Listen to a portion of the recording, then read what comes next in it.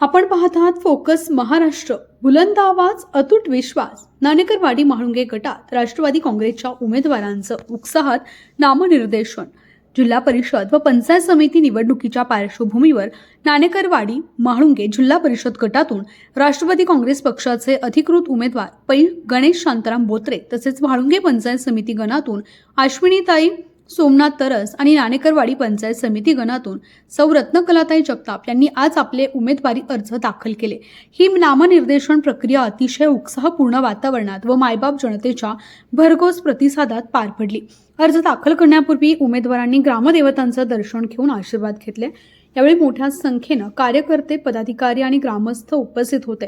या प्रसंगी तीनही उमेदवारांनी मायबाप जनतेच्या सर्वांगीण विकासासाठी ठोस आणि स्पष्ट विजन मांडलं. पाणी पुरवठा, रस्ते, आरोग्य, शिक्षण, महिलांचं सक्षमीकरण तसेच युवकांसाठी रोजगार निर्मिती यासारख्या मूलभूत प्रश्नांवर प्राधान्यानं काम करण्यात येणार असल्याचं त्यांनी स्पष्ट केलं.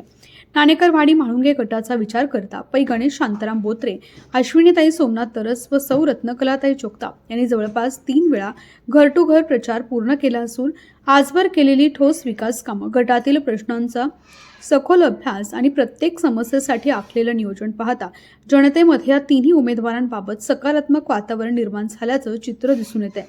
गेल्या अनेक महिन्यांपासून या जिल्हा परिषद गटात गणेश बोत्रे यांच्यासह त्यांच्या कार्यकर्त्यांचा प्रचार सुरू झाला होता.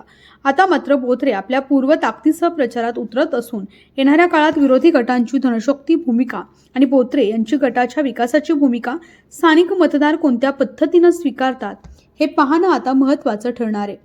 फोकस महाराष्ट्रासाठी सिद्धेश कर्णावत, खेड.